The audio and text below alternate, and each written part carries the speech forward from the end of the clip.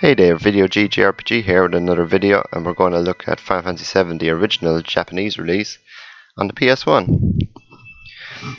So a lot of people don't probably know this, but the original Final Fantasy VII was different from the version that we got, and it was replaced by the international version um, in Japan in about October after it came out that January, and I'm playing this on my Japanese PS1.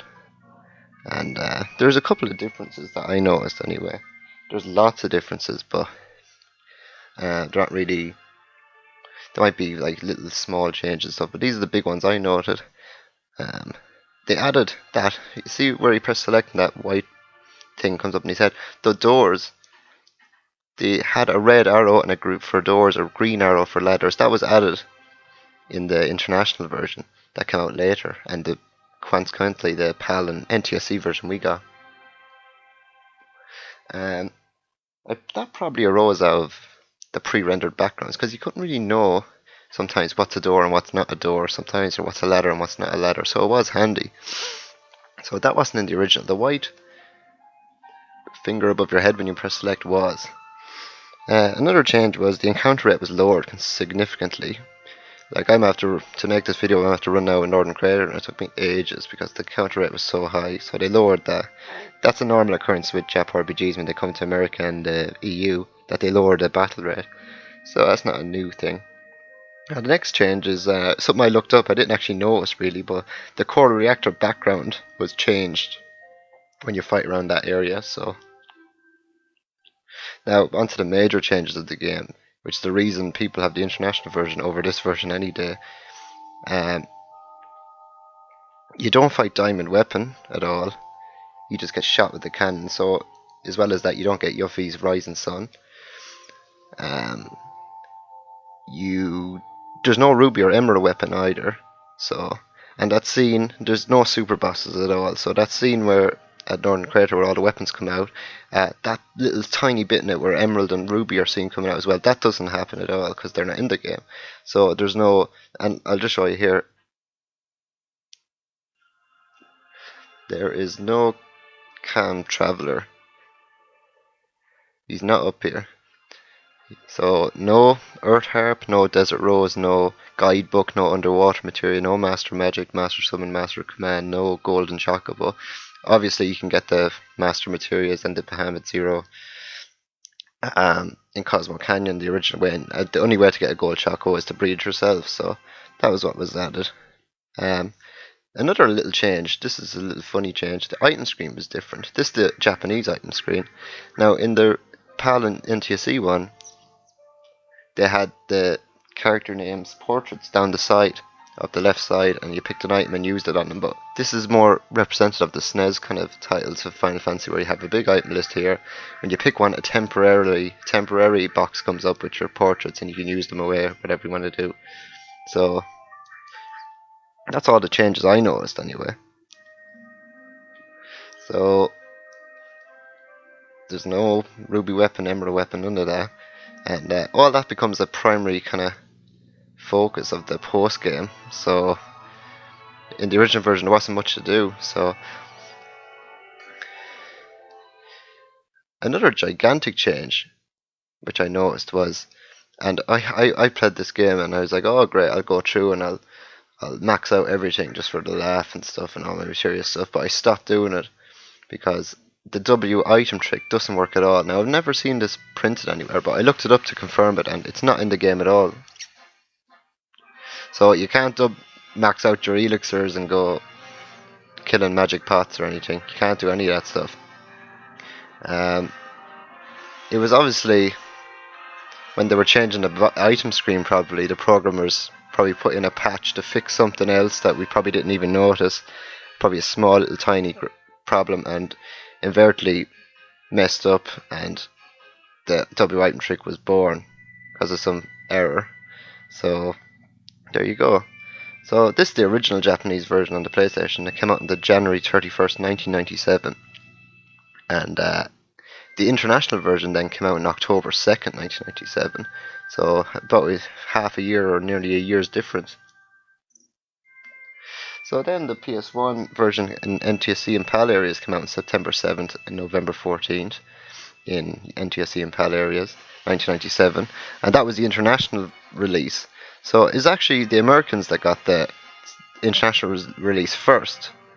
So they had a whole month from September to October to beat the game and get all the way to Emerald and Ruby Weapon and all that if they wanted to before the Japanese.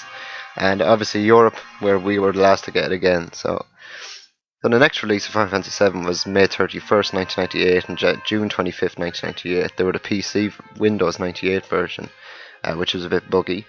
And nothing was released for till 10 years later, really, with Fantasy VII PSN. So April 10th, June 2nd, and June 4th in Japan, NTSC and PAL areas. Then after that, in 2013, the modded version of the PC one port, the updated one, you can put on mods and has trophy support, that was released. And then we have the Final Fantasy iOS port. And by the time I started writing down kind of little bits of facts for this video, and now the actual iOS port has come out yesterday. I didn't know that at all, so that's a bit of a coincidence, really. I just have written down here summer 2015, but it was obviously 19th of August 2015 that came out. So, and the Final Fantasy Portal is out as well. Everybody has been noticing it, so I downloaded that and played the card game. So you should give that a try if you want. Then we have the Final Fantasy VII PS4 port. That's listed at Q4 2015. That's a port of the PC version, with the trophy support and the mods and stuff. Maybe not the mods, but the trophy support and updated HD kind of graphics looking stuff. And that's going to be coming out probably now, soon, or Christmas, I suppose. And then we finally come to the Final Fantasy VII Remake, which I assume is going to come in 2017, but looking at how Final Fantasy 15 or Versus 13 was announced in about 2006 and we're still waiting for it in 2015 going into 2016, I don't know what to think anymore with Square and their strive for perfection and changing everything and all the time,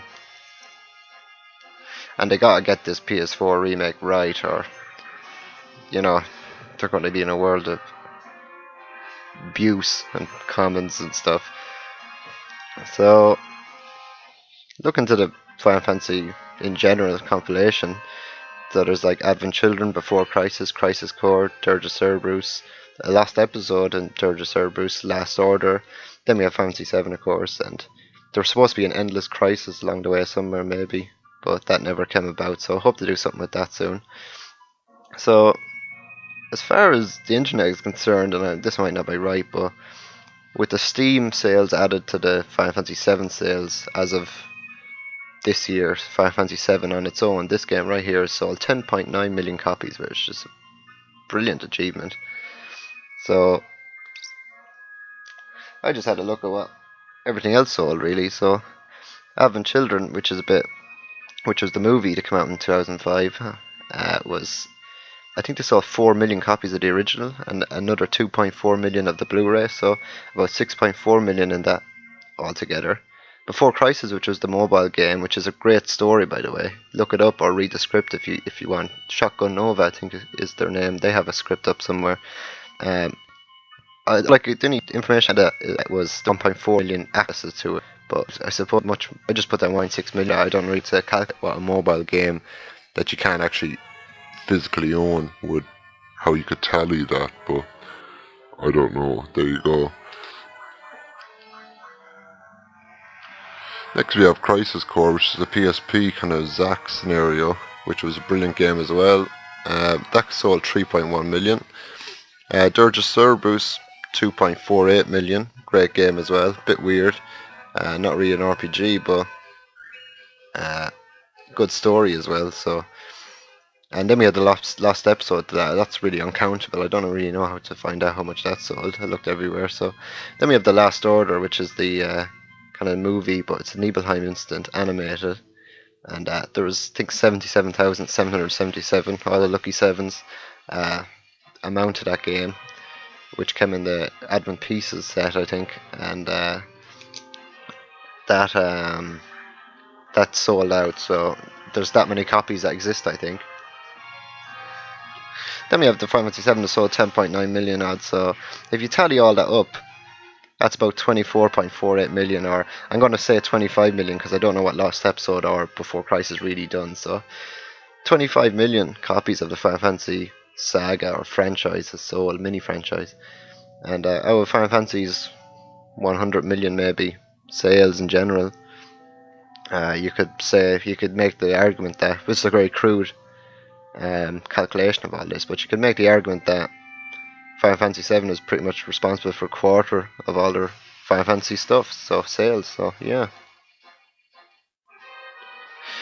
So I'm gonna go start talking about the remake a bit now, and I just had a look up at what a couple of points that people want to see in the remake, and a lot of people are saying that people want to see more materia, more side quests, which is deadly. Yeah, definitely want to see that.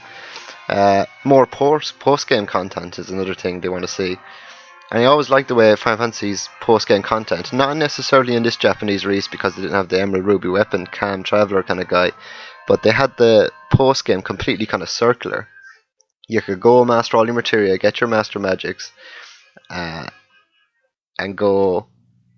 You could raise your chocobo to gold, breed a gold chocobo, go get all your fancy materia from all over the place, knights around and all that. You could go master all your materia, get your master magics, and go beat Emerald Ruby weapon, and then you can go swap all the items you get from them to get more master magic and a gold chocobo again. Or you could try beat the Emerald Ruby weapon, get the master magics, so that you can beat Ruby weapon, then get the gold chocobo, go get all the other materia, then master them all up and get your copies of master magic out of the huge materials. I always thought that was kind of cool. There was two ways of doing it, or you could do both ways. So, it was kind of like a perfectly circular kind of post game. I think not enough games do that. Star Ocean 3 did that as well with their triple kind of dungeon, and they're all circulating around. You could do any one of them, and with the modes getting higher, like higher difficulty modes, the ones that were easy on one mode got harder on the other, so you had to change how you done it. And they're the only two games I can think of that have this kind of perfectly circular post game kind of thing going on, and more games need to do that. And that was really cool. So more post game kind of stuff, and I hope to have all the same post game stuff as they had in this one, or in Final Fantasy 7, I mean, and that the remake has more things, maybe give you a chance to fight that weapon that attacks the Junon and gets shot by the cannon. I think it's Sapphire weapon. I think that's the name in it. And you actually do see him appear in this one, but you don't fight him. Obviously, you don't fight Diamond, Ruby, or Emerald. So, and a few people are saying it was in some poll where people wanted to see a way of reviving Aerith or having a route where she doesn't die or something. I don't know what that would mean for the story